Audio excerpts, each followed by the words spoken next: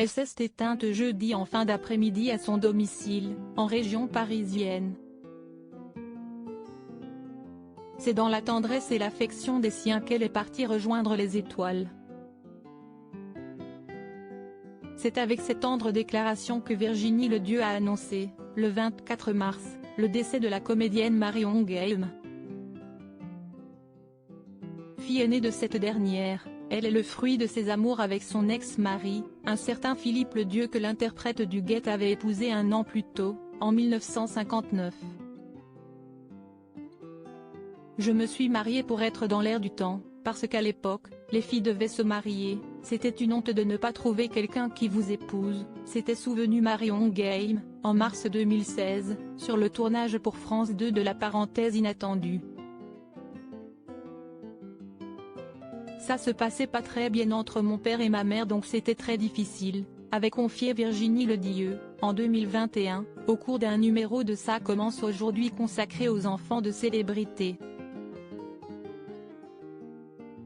Si l'actrice de 62 ans garde un souvenir amer de son enfance, elle n'est pas la seule à avoir souffert durant cette période. Mon mari, évidemment, ne voulait pas divorcer.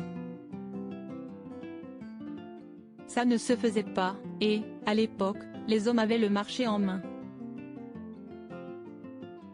Nous, on ne pouvait pas obtenir le divorce, on appartenait à un homme et on ne pouvait pas s'en débarrasser comme ça.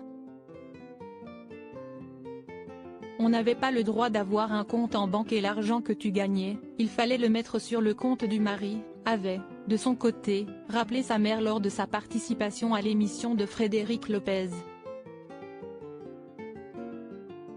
Ces tragiques décès de personnalités qui ont déjà marqué l'année 2023 je les cueillis là-dessus si la défunte comédienne a ensuite vécu une idylle avec Jacques Martin, de 1968 à 1972, puis avec son confrère suisse Jacques Verlier, donnant alors naissance à 2 garçons, c'est en usant d'un étonnant stratagème qu'elle est parvenue à obtenir le divorce auprès du père de sa fille. Il était un peu raciste donc je l'ai cueilli là-dessus, avait-elle raconté à Frédéric Lopez.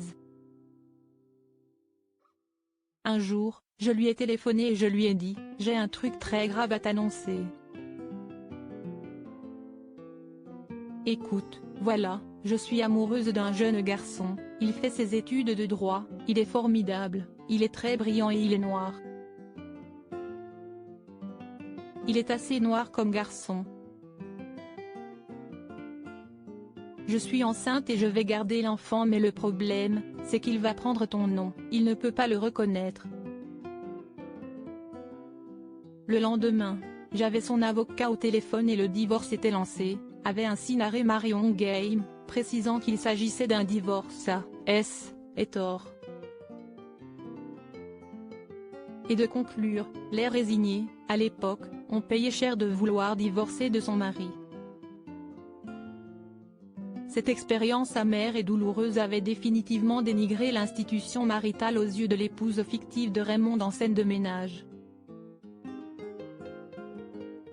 J'ai été mariée 4 ans, avec le père de Virginie. Si vous n'êtes pas trop masochiste, le mariage est une expérience que vous ne vivrez qu'une seule fois, rire, avait ironisé Marion Guilhem lors d'une interview à France Dimanche, en juillet 2016.